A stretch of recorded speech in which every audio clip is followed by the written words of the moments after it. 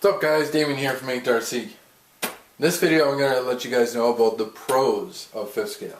If you guys looked at my other fifth scale video about the cons of it, this one here is the pros. I saved the best for last because, well, I'm a positive person. So, let's get on with it. First factor that I have found with these things is that they are fun. Biggest, most fun I've ever had with an RC has been with these two. This is my first RC that I had, and I've kept. I've had two before it, but I kept this one, and I will never get rid of it. And the main reason is that this, in my opinion, represents what put me into the hobby, why I went into the hobby, and it's, I also put a lot of money into it. But anyways, another pro that I have found that both of these, even the Red Cats, they do have some good parts online that are available, especially the 5B. 5B, 5T, low C5T even now is coming out with a lot more aftermarket parts. Part support for that kind of stuff is phenomenal for those brands. The Red Cat, there are a few manufacturers that do come out with some brands, but they're very few and far between. If you find a manufacturer or a website that carries parts for your Rampage, go with it. And any other brands that you have, whether it be an FG, a New Tech, any of those other brands that are not as known as the FG, or sorry, the 5B or the low C5T. But part support is excellent on them. Warranty is great on them. I have parts on this thing that have lifetime warranty on them. And I've had parts on these things that do not even have a lifetime warranty on them. And I contact the manufacturer and he's like, it's in the mail. You know, if I break a part, it's in the mail. The part support is just amazing on these, and that's one of the main reasons I think that a person really sticks in with these, is because the part support is so important to a lot of people. Getting into an RC like this, especially a big one like this, it can be a little bit overwhelming for some people. It is so big, you know, there's still a lot of things you gotta learn about riding, especially with the two-wheel drive, a little more difficult to drive than the four-wheel drive.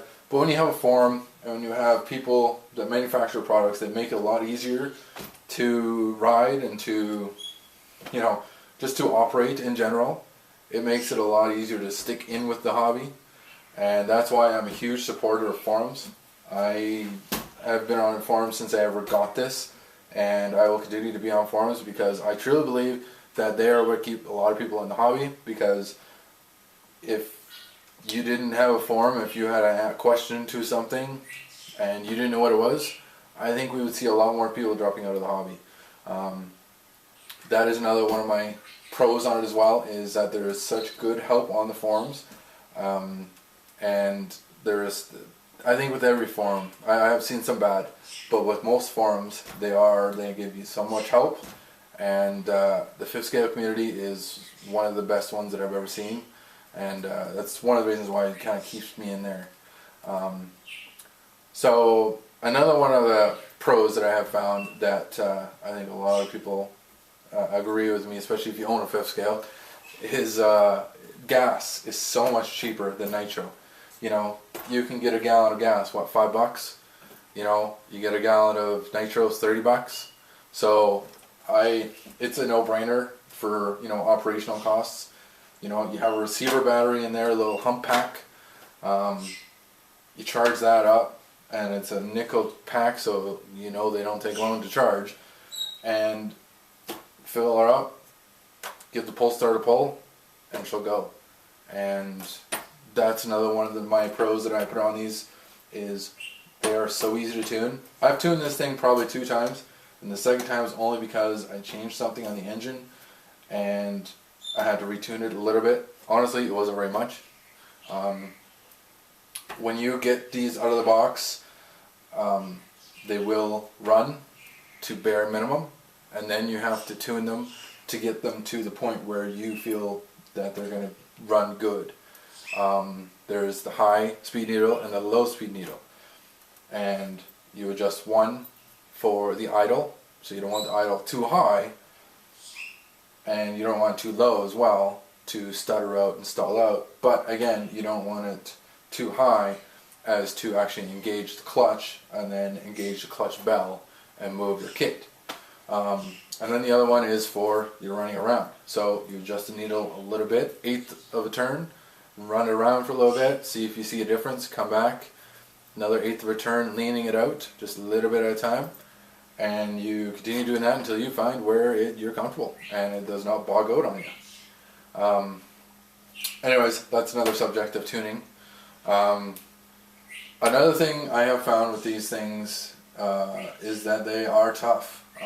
Even though they are big kits and they are heavy kits, they are very tough. Even box stock, there is a lot of things that I have done to these.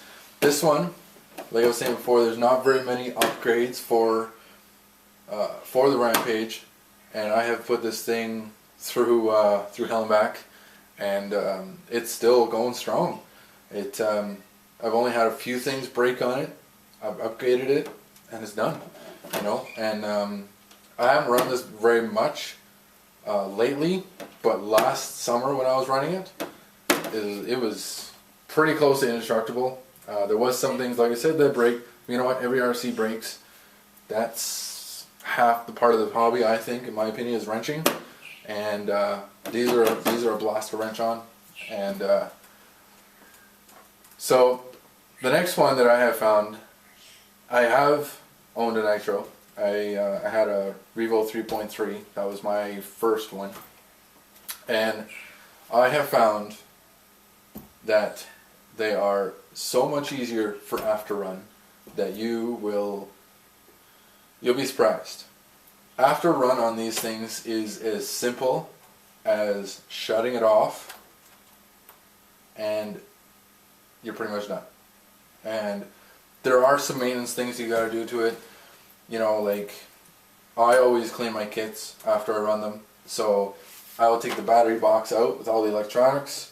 I will spray it down with some simple green, let it soak for a minute, and then spray it down with the garden hose, let her dry in the sun if it's summertime, or bring her inside and spray her off with the air compressor. Now, a lot of guys don't do that. They leave them muddy. You obviously don't want to do that with any kit you have, but especially with these kits, they look over. A lot of people think, they do say that, you know, there is no after run procedures to them, but there is. There is with every RC that you have. You know, you just like a nitros, you do have an air filter you got to oil, but there's no, you don't have to take the spark plug out. You don't have to put any after run oil in there. It's basically turn it off and take out the air filter, wash the air filter, dry it, re-oil it, install it, charge the battery, and go. They are so much simpler, and they're just a lot easier for after run than anything else. Another one of the pros that I have found, and this is especially if you go out into the public and you go out running these RCs into parks or anything like that, they're unique. They really are. You know, there's not very many people. Well, let me rephrase that. Not everybody has a fifth scale. So if you're running one of these things out in someone's field, out in the park, and you know someone comes up, it's to watch because they're amazed on how big it is. You know what I mean?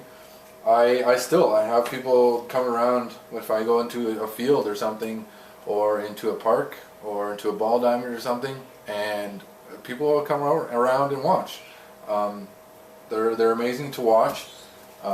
They're surprisingly more nimble than someone would actually think, especially the 5B. I find the 5B more nimble than the four-wheel drive Rampage. Reason being, you can whip that back end around and go. You know, flip the throttle, whip it around, and go. And your turning ratio is a lot better because when you turn, your tires turn on an angle, and you get a lot more turning radius with a two-wheel drive. So again, seeing something so big run around, it's loud, and you know, just rip around. A lot of people, it's a crowd pleaser, that's for sure.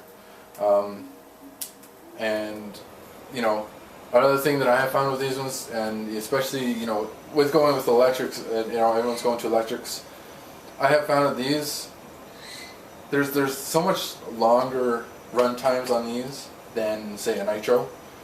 Even some electrics. Back when I was in electrics, I had the old Emax, and that was back in the day when nickels were all the rage, and LiPos weren't really in the scene yet, so you didn't get as good a runtime on those. So that was kind of disappointing. So when I got to a gas-powered engine, you know, you can easily run these things for an hour plus.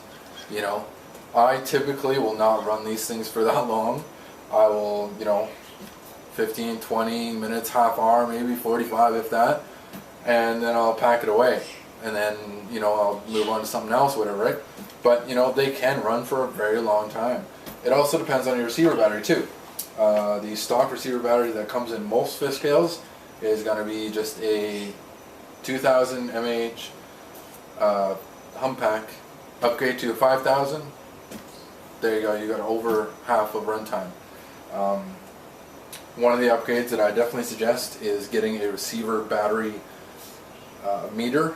I have one in my Rampage. I haven't put one in my 5B yet, but it actually shows the percentage that is left on your battery, so that when you look at it, I have it set so I can just look inside the wheel well. I can look at it real quick when it's passing by. I can stop it, look at it real quick, and then I can keep on going. I know I still have some battery left, and it's good to go. And I'm going to be doing a separate video on the upgrades that I suggest, what I think that a person needs for upgrades.